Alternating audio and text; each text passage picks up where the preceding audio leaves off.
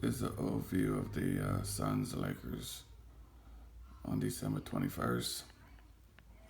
Um, Copyright disclaimer: under Section 107 of the Copyright Act of 1976, allowances is made for fair use purposes such as teaching, criticism, comments, news reporting, scholarships, and research. Fair use permitted by copyright statute that otherwise be infringing. My take on this game is that the Lakers um, don't communicate. They assume that because they all are good players that they should know how to know their job. But sometimes you still need, although you have a leader, you still need to communicate. Secondly, and I'll show you on in the defense where they're not communicating.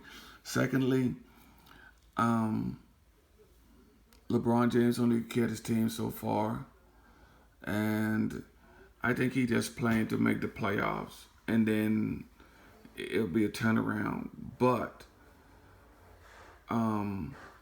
it's gonna be a long road. It's frustrating, but I think they can make a turnaround. But again, what they should do is divide the team up and have Westbrook have his crew, LeBron James have his crew, and then have a starting five crew. That way, they will be able to have an even flow.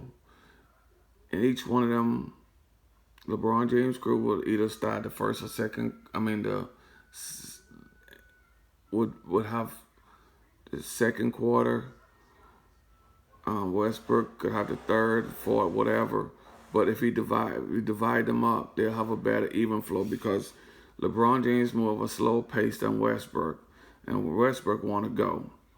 So you pair up Westbrook up with those those players that want to go, and that will make this even better. Well, let me show you something here. Let's see, 3 minutes and 38 seconds into this game. Let me show you on defense, 338. They're not communicating at all. Watch this. Okay. They're in zone, man zone, right? Nobody's communicating. And watch, no help. Watch what happens. No help. See what LeBron James just did? He stand up. And that's one thing with the Lakers. They hate fouling.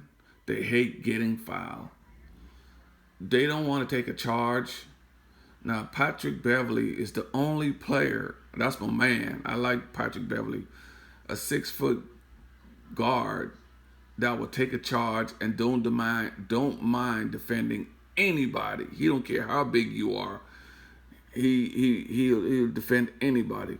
Well, anyway, let's go back to this game. 338. Watch this defense again. You got a cutter coming through. Chris Paul getting the ball. You got, who's this? Carmelo Anthony. You got LeBron James back here.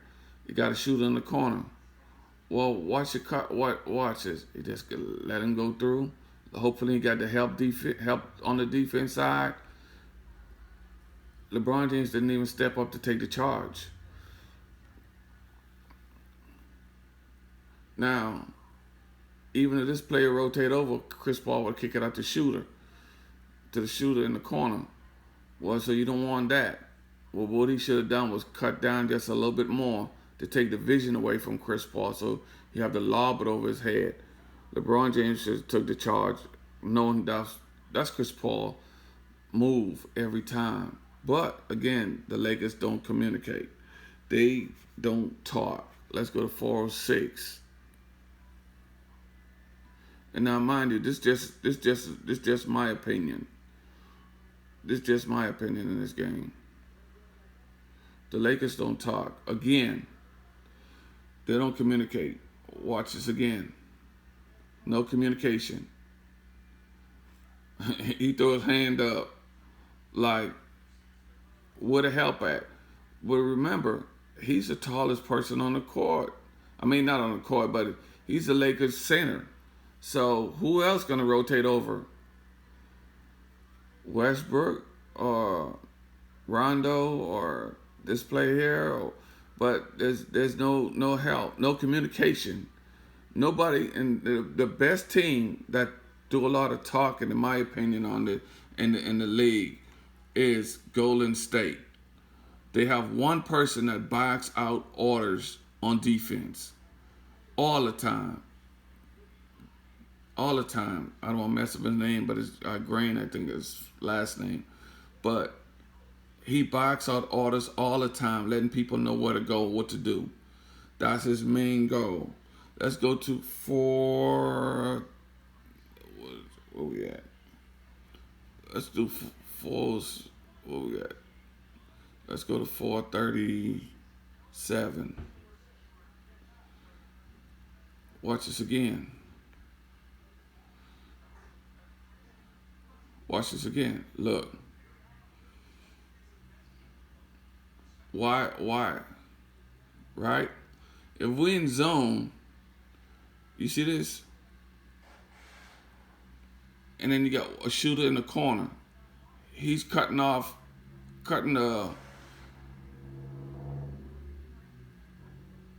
he's trying to cut off Aiden from getting the lob.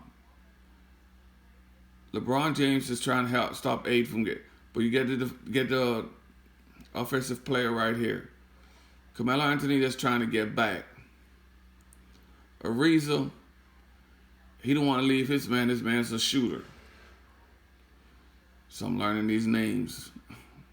But anyway, that don't mean I don't know basketball though. Just kidding. But anyway, back to this game. Let's see what happens. No help again. Look, Carmelo Anthony just looking at the play. He's ready to walk back down court. He's not even worried about the shooter in the corner. See that? He done start taking off. He done even going for a rebound. At this point, he's frustrated. Right? All three of them just looking. Somebody should done take off half. Should be done half. Westbrook and Ariza just looking. Somebody should have done been halfway down court. Halfway down court already for the rebound. But anyway, let's play on. No help. And let me show you the difference. 430. Let me show you the difference in the defense from the Lakers than the Suns. Let's go to 430 in the game.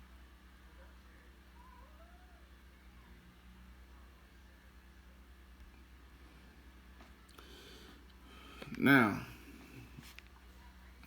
as you can see, the Suns are ready.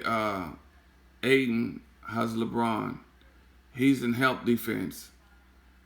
He got Carmelo Anthony, but he's also in help defense.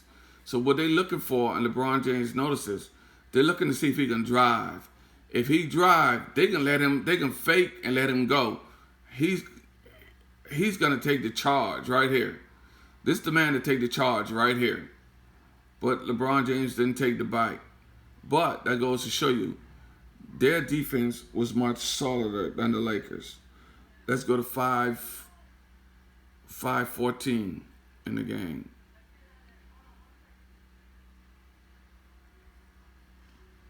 Again, defense. Defense always win games.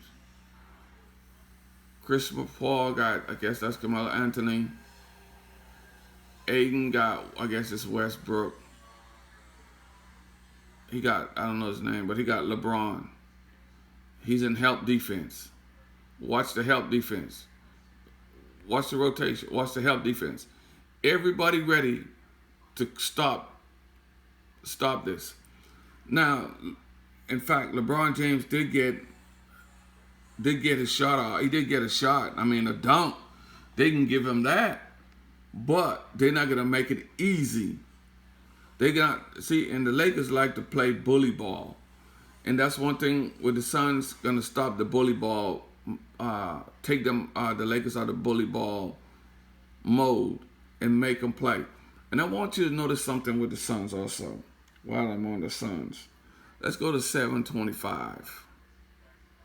I'm going too long, but let me go to 725 right quick. And 726. Let's go to 725.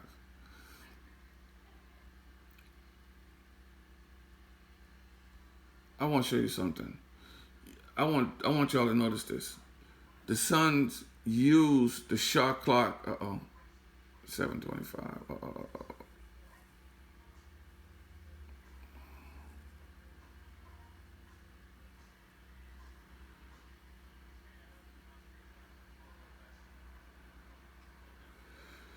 The Suns use the shot clock to their advantage every possession. Unless they know they have a fast break or a quick for sure shot, they use the shot clock to their advantage. And that's how they beat teams. They don't let teams get them out their rhythm on speeding them up. They speed other teams up on defense. And that's the MO. Let's go to 753. See here again? You see the shot clock? And look at the Lakers defense. It's suspect. But we're not talking about defense right now. We're talking about the Suns. Talking about the Suns, how the Suns use the shot clock. And that is how the Suns beat a lot of teams. Because the only way they speed up, if they for sure, they got a good look at the rim, a good two-pointer, or a good layup, or a good three-point shot, wide open. Other than that, they slow down and they work the clock. Because they know the Lakers will want to run up and down. A lot of people call them old, but they're smart too. But they're not. The only thing with the Lakers, they're not talking on defense, and that's what's killing them. But anyway, that's my 2 cents, and again, that's my opinion of the Lakers Suns game.